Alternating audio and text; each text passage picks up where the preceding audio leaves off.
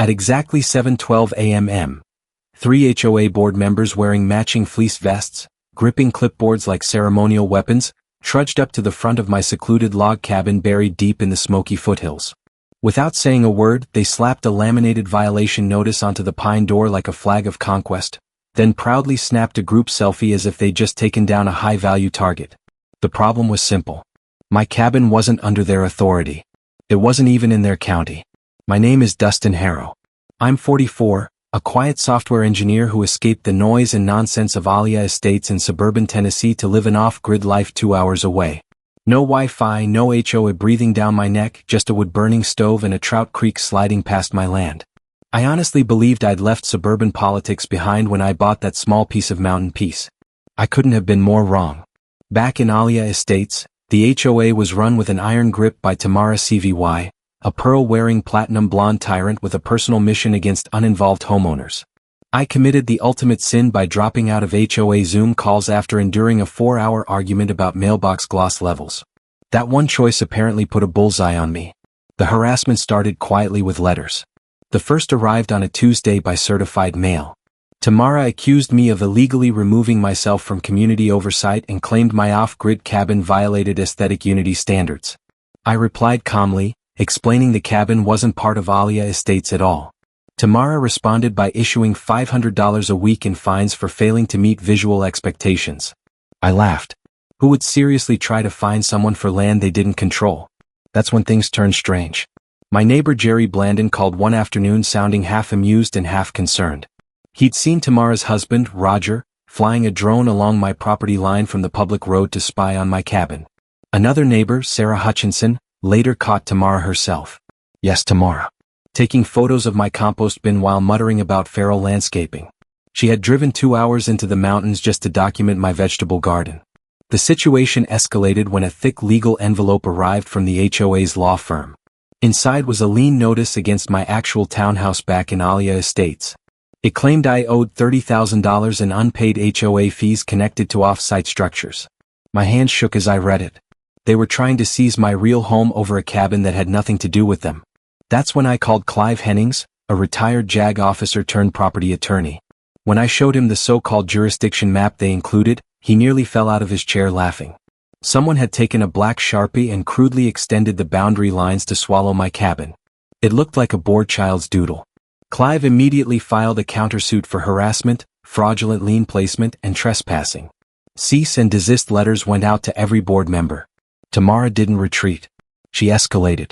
Soon I was receiving daily violation notices for everything from unauthorized wildlife feeding because of my bird feeders to improper waste management for my perfectly legal septic system. Then came the twist. Channel 7 News picked up the story after Clive tipped them off. Their segment, HOA Leader Claims Control Over Unaffiliated Land, aired during prime time. Tamara, clearly delighted by the spotlight, agreed to an interview with her pearl necklace centered perfectly and her hair sprayed into broadcast readiness. Then she pulled out hand puppets. Yes, hand puppets to explain her theory of extended governance. She used a princess puppet for the HOA and a troll puppet for non-compliant homeowners. Homeowners. The anchor's frozen smile said everything. Within days, I had a restraining order against Tamara and her favorite HOA enforcer. The county sheriff who actually had jurisdiction over my land, Sheriff Tom Garrett, released a statement that made me spit out my coffee laughing. He said, "This land has no HOA and never will. Also, stop stapling laminated notices to trees. That's littering." He'd personally caught them during one of their absurd scouting trips. Panic tore through the HOA board. An emergency meeting was rushed together, led by a visibly sweating Vice President, Harold Simmons. Sarah later sent me the minutes. It turned out Tamara had blown more than $8,000 in HOA funds to hire a private investigator and book herself a week at a lakeside bed and breakfast just to spy on my cabin. Residents were furious. They demanded receipts. They demanded answers. And they demanded Tamara's removal. She stood at the podium gripping it until her knuckles went white, rambling about preserving community values. Then Harold dropped the bombshell. Tamara had also bought night vision goggles and a GPS tracker using HOA money. Even her most loyal allies turned on her. The district attorney stepped in after multiple homeowners filed formal complaints. Tamara was indicted for fraud and misuse of HOA funds. Her mugshot, lip gloss perfect, hair completely wrecked, flooded every local outlet. One headline captured it perfectly. HOA president goes rogue. During the trial, Clive unveiled a massive blow-up of the sharply altered jurisdiction map as Exhibit A. The courtroom lost it when he pointed to the pirate-style X Tamara had drawn over my cabin like buried treasure. The judge had to restore order 3 times. The prosecutor, Ada Rebecca Morrison, showed no mercy. She revealed Tamara had created a secret Facebook group called Alia Enforcement Squad, recruiting 43 volunteers to take turns driving into the mountains to photograph my property. The obsession ran deeper than anyone expected.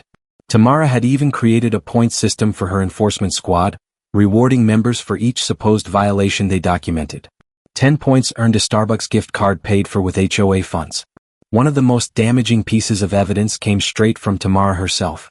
She had accidentally live-streamed a nighttime trespass on my property. At 2 a.m., she crept onto my land carrying a measuring tape and a clipboard. In the video, she whispered breathlessly to Roger that they needed to measure the spacing between my garden gnomes to log it as an expanded jurisdiction violation. She even had pre-printed citation forms ready. The prosecution called witness after witness. Margaret Pallam, an elderly resident of Alia Estates, testified that Tamara once showed up at her door with a tablet and a full PowerPoint presentation, trying to convince her to sign a petition extending HOA authority to any property owned by an Alia resident anywhere on Earth. The slideshow had animated transitions and elevator music like a corporate takeover pitch. Then came David Kraus, a landscaping contractor. He testified that Tamara tried to hire his company to secretly plant non-compliant vegetation on my cabin property so she could fine me later. When he refused, she offered cash under the table, calling it a community beautification grant. He still had the texts, including her offer of $2,000 to sneak purple petunias into my vegetable garden in the middle of the night. When Tamara finally took the stand, she wore a navy blue power suit and her trademark pearl necklace, posing as a martyr for community standards, but under questioning her defense unraveled completely. She went on at full speed. She rambled about protecting property values and preserving aesthetic integrity. When the prosecutor asked how a cabin 2 hours away could possibly impact home values in Alia Estates, she spiraled into a frantic lecture about aesthetic contamination and the broken windows theory. The judge actually pressed his fingers to his temple like he was fighting off a headache. Cross-examination only made things worse. Tamara admitted she had never visited any other vacation property. When asked why she singled me out, she calmly said it was because I had skipped the HOA potluck 3 years in a row and never once joined the bake sale fundraiser. She claimed repeated potluck absences were a warning sign of community detachment disorder, a term she had invented on the spot. Then the prosecutor dropped the real bomb. Tamara had spent $12,000 of her own money hiring private investigators after the first 2 firms refused to touch anything outside HOA authority. The third one simply took her cash and handed her Google Earth screenshots. The evidence kept piling up. Along with the fraudulent lien and financial records, they uncovered emails where Tamara discussed hiring actors to pose as code enforcement officers, complete with fake violation notices and completely made-up ordinance numbers. She had even filed false reports with the county health department trying to get my cabin condemned. The strangest exhibit was a thick color-coded binder she labeled Project Rustic Compliance. Inside were hand-drawn maps and detailed plans to annex not only my cabin but 17 other vacation homes owned by Alia residents. She created enforcement schedules, designed special off-grid violation forms, and on page 47 she had drawn a crayon map of something she called the Greater Alia Empire, complete with tiny flags marking properties across 3 states. A forensic accountant testified next. Tamara had built a shadow budget inside the HOA accounts, funneling money into categories like miscellaneous beautification and emergency aesthetic response. Over 18 months, she secretly diverted nearly $40,000 toward her personal surveillance operation. She even bought a used van, painted it to look like an official HOA patrol vehicle, slapped magnetic door logos on it, and added an amber light bar to sell the illusion. The verdict came quickly. Tamara was found guilty on every count: fraud, embezzlement, harassment, and abuse of fiduciary authority. Senior District Judge William Hartley did not hold back. In 30 years on the bench, he said he had never seen such a blatant and delusional abuse of HOA power. He called her behavior vindictive, deeply unstable, and an embarrassment to community governance. The punishment was harsh. Tamara was banned from holding any HOA position statewide, ordered to pay $50,000 in restitution to the HOA and $30,000 to me for legal fees and emotional distress.